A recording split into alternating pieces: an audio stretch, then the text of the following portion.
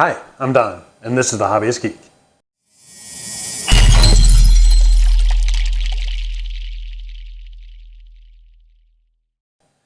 Welcome back, y'all. Today we're continuing our Metal Earth Batman journey. We have the Batman vs. Superman Batwing.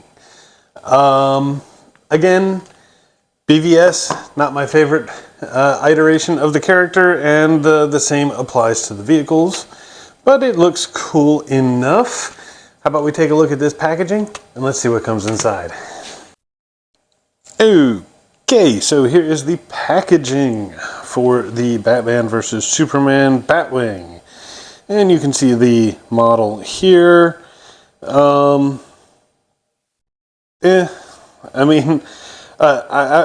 only seen the movie once, and I don't even remember this being in it, so, maybe I'm wrong. But that is not what I think of when I think of a Batwing. But it looks like a decent enough figure. Almost reminds me of an odd take on a paper airplane. But I guess we'll see.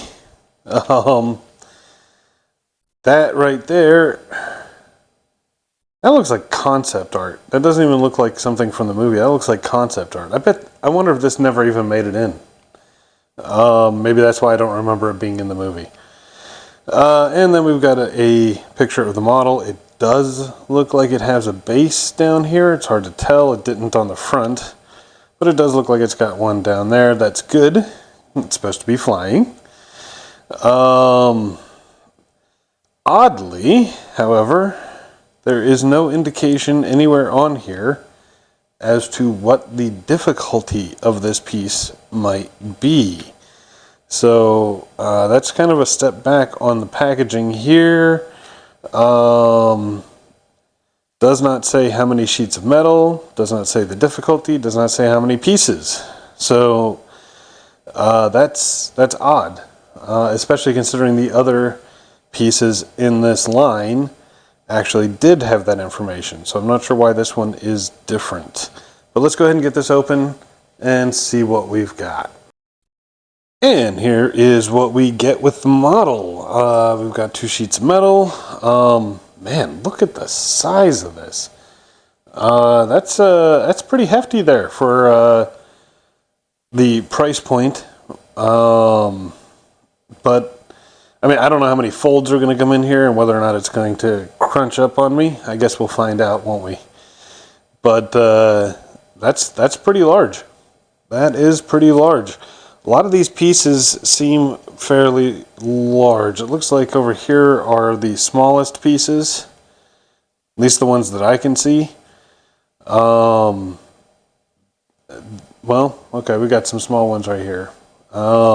Still in all, though, it doesn't look particularly difficult, but, well, I'm almost always wrong when I say that and I'm looking at the metal. So here we have 2 pages of instructions. So we've got more instructions than we did for the BvS Batmobile. Let's see here, what do we got? And that's probably why. Look at the size of the images here. So yeah, we've got a whole mess of very large pieces and very large images to go with it. Second sheet, I assume, is just like the first. Yeah, nice big pictures, big instructions. This is a good thing. This is a good thing. And it looks like we've got only 32 different types of pieces. I don't know how many are reused that would add to the piece count. At least a couple. You can see we've got 2 19s right here. And the 24 down here is green, which means it also has a duplicate. Whether that duplicate is used, I don't know. But all in all, not too shabby. Let's say we get some pieces cut out and get this thing built.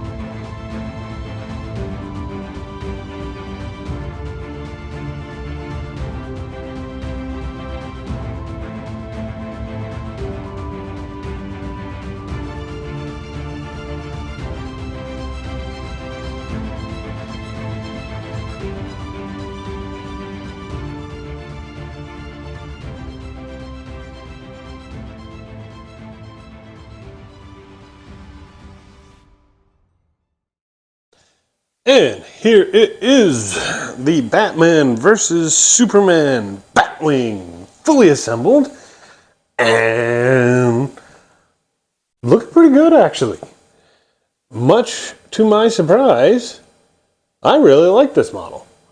I still don't say it's a Batwing.